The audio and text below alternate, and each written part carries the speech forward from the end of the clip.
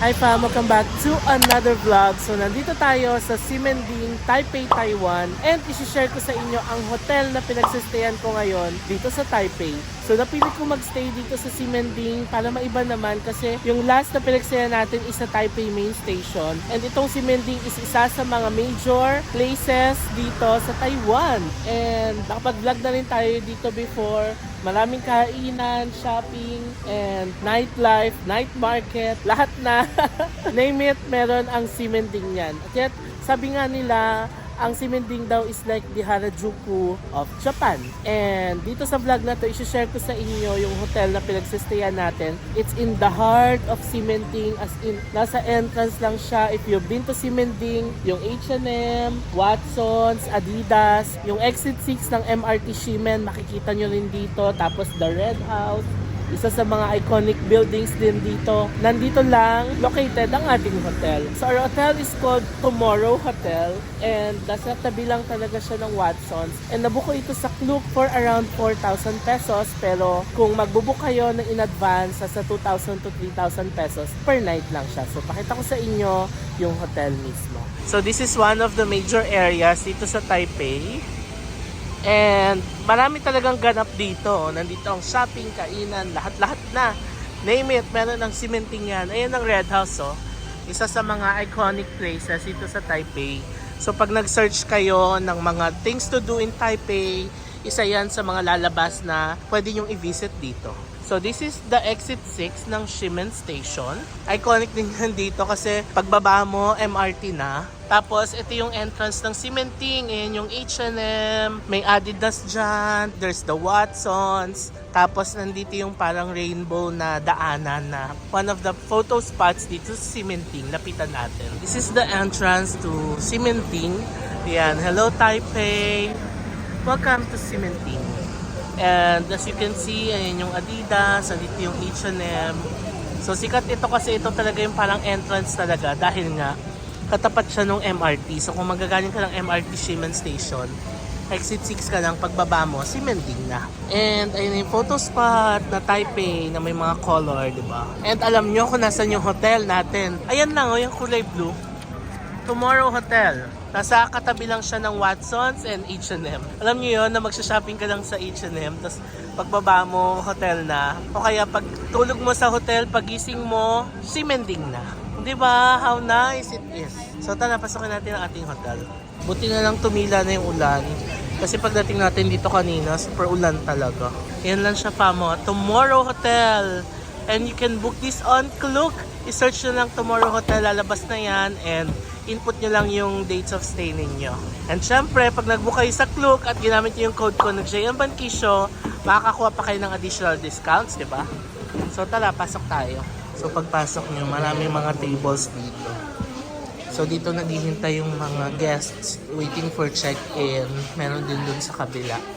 Tapos meron din sa baba. Yan, marami nang naghihintay for check-in. Kasi 4 PM ang check-in time dito. Meron din silang vending machine, no? You can get snacks from here. Pocky, Garibo, Starbucks. Ayan, may mga cakes din. So kung nagutom ka, bili ka lang dito. $100. Ito mga cakes din to eh. Ayan, no? Cute, no? Starbucks. Tapos this one naman ay coffee. Ang galing naman, may iced coffee latte, $100. Parang sarap bumili dito. Tapos meron din silang Häagen-Dazs na ice cream. How much? $200 per cup. Uy, medyo mahal ah. Sa bagay, mahal naman talagang Häagen-Dazs, no? Yung may coffee machine, may mga sugar. This is the reception area. Tomorrow Hotel. Ayan. Tapos dito natin iniwan yung mga luggage natin. Yan yung luggage natin, no? Nag-shopping na rin tayo kanina ng H&M. So ito, yung suot natin. Na-shop natin to kanina sa H&M. So check-in na tayo para makaakyat na tayo sa room natin. And now, akyat na tayo sa ating room. We will take the elevator. Here. Sensor sila. Third floor tayo, 321. Sabi in-upgrade daw tayo sa bigger room eh. Let's go! Ito elevator, no? Third floor. Going up. Hello. Third floor lang tayo. 3 to 1. Price list, room amenities. Oh, may water, third floor, 321. Dito tayo. Air purifier. Yeah. Uy, ang daming air purifier, in fairness. 321. Okay, we're here. Alam niyo, fam, dala-diretso akong umakyat. Hindi ko pala nadala yung luggage ko. Balikan na lang natin mamaya. So, dito na tayo sa ating room. Bigyan ko kayo ng very quick room tour. So, here's the door. Very simple lang ang room natin. Tapos, toilet agad. You know, it's kinda lumang vibe, no? Although, nung nag-check-in tayo sa Chairman Hotel sa Taipei, main station, parang ganito rin yung toilet, no? Ganito yung design. It's kinda luma, pero malinis. Ayan. Tapos walang bidet. Usually dito sa Taipei, hindi uso yung mga bidet, no? Tapos ito na yung room natin. Sobrang simple na nung room. And parang medyo nakukulangan ako sa ilaw. Yan na yun. Todo na yung ilaw. Parang puro pin lights lang. Wala talagang major lights, no? Or baka ganyan talaga yung accent niya. And we have a king bed. Ang laki naman ng bed natin, di ba? Tapos meron tayong mini table and chair dito. Free water. Tapos TV. So that's it. Ganyan lang kaliit ang ating room. So bago natin i-end yung vlog, kunin muna natin yung luggage natin sa baba, di ba? Para makasettle tayo ng maayos dito sa room. Okay, pababa na tayo. Kunin natin yung gamit natin. The room is just so-so, no? But it reminds me of our room in Malaysia, Kuala Lumpur. Remember?